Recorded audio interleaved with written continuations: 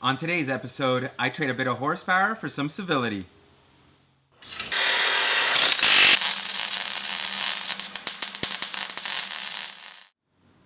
I've been driving the EVO now for about 2 weeks on a daily basis, and as much as I love it, I've got one big complaint, and that's the exhaust system.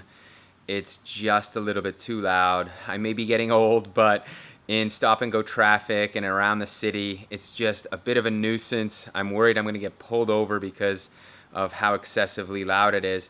So I've been running the silencer in, but as you know, when you run the silencer, you can't really be flooring it too much because it throws off the whole tune and everything.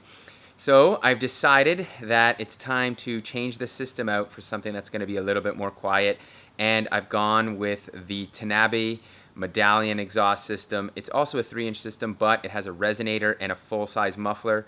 So I'm hoping that with that combination, this thing's going to be quiet and enjoyable at the same time.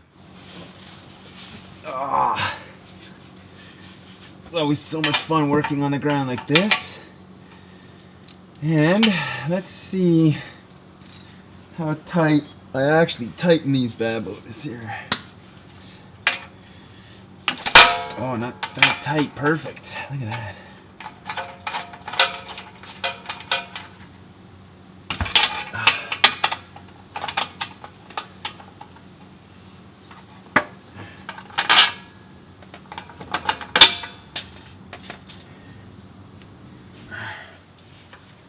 The beauty of removing this exhaust system is that if I recall correctly, it weighs less than 10 pounds. So holding on to it is a piece of cake. I am gonna miss this exhaust. It sounds really great at full throttle and on the racetrack. But as I said, for street duty right now, it's just way too loud. The drone is too high. Oh, come on. Usually a little bit of silicone spray would help here, but I'm gonna struggle with it as I always do because that's what I do best.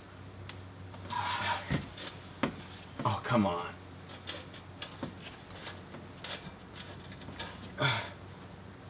I take that back. A little bit of lubricant spray here. Now it's gonna drip on me probably, but that's okay.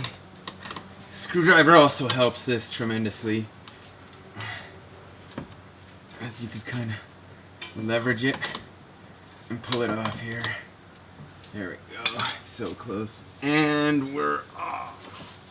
All right. There we go. Let's pull the old system out.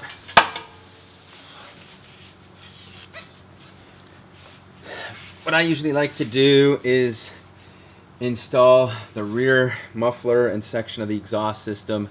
Then I'll put the center pipe up and connect them to, especially in this situation because it doesn't have an exhaust hanger. So if I just installed it up front, then it would just hang down here, put a lot of stress on the downpipe.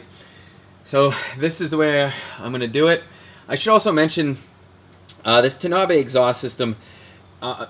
Although it's going to be quite a bit heavier than the titanium one, they still spend a good amount of time using parts like these hollow flanges and hollow exhaust hangers to keep weight down to a minimum.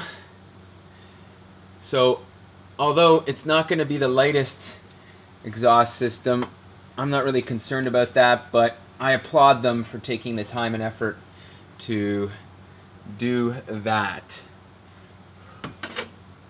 And I picked the system up from my friends at Turn 14. As per usual, they're my go-to for this kind of stuff.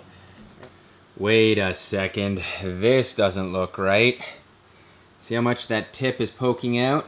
Well, there's a good reason for it, and that's because I've got a JDM bumper, and the JDM bumper is shorter than the USDM one.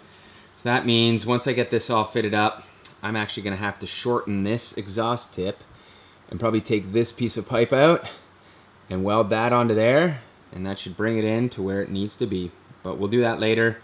First, let's get the center midsection pipe bolted in. Here's the bung for the rear O2 sensor, and what I'm going to do is install this little piece here, which is a O2 kind of extension, but what it does is it fixes the check engine light. So it restricts the amount of exhaust gas, which tells it that everything is fine, and eliminates a check engine light with high flow cats. So I've been running this on my Tome, and I'm gonna run it on the Tanabe Medallion system as well. Bolts, put them up.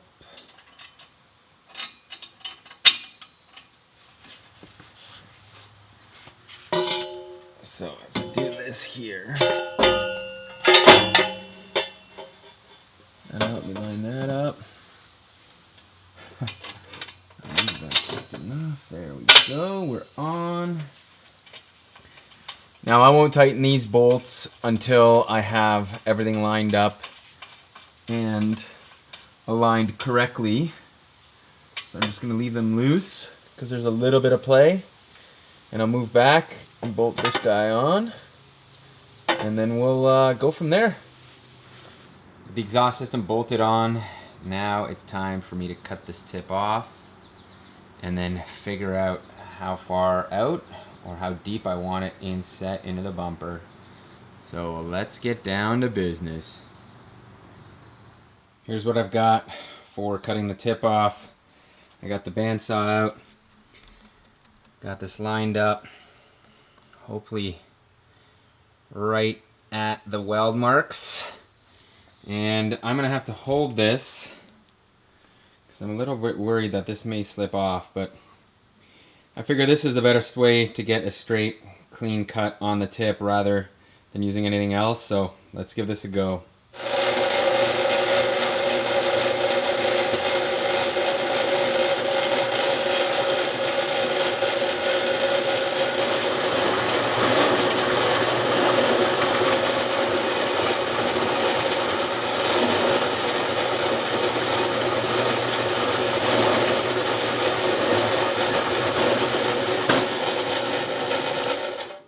Woo!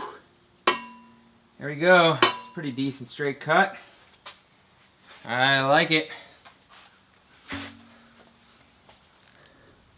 Not bad at all.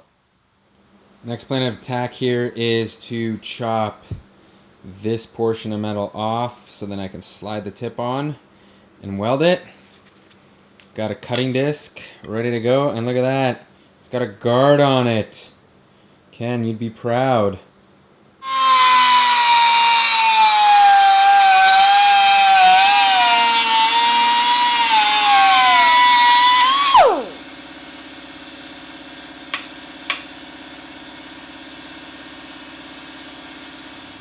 I fitted the system up just quickly to double check what the exhaust tip's gonna look like, and I think we're good to go.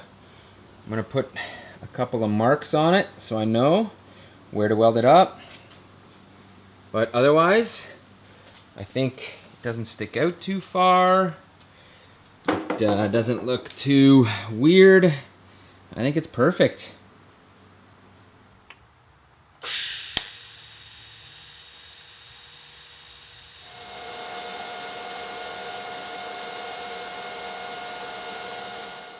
It's definitely not pretty, but I'm gonna call that a success.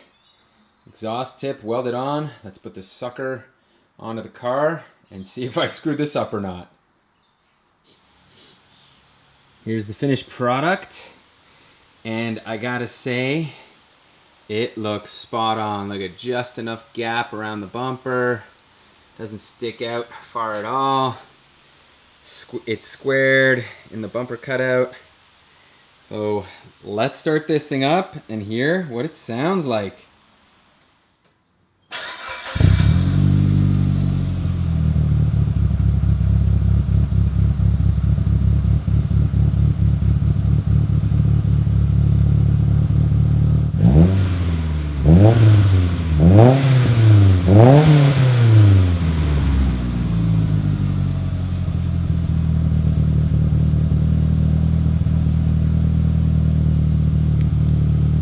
All right, that sounds pretty good to me. That's exactly what I was looking for. A nice deep tone without any rasp or obnoxious drone.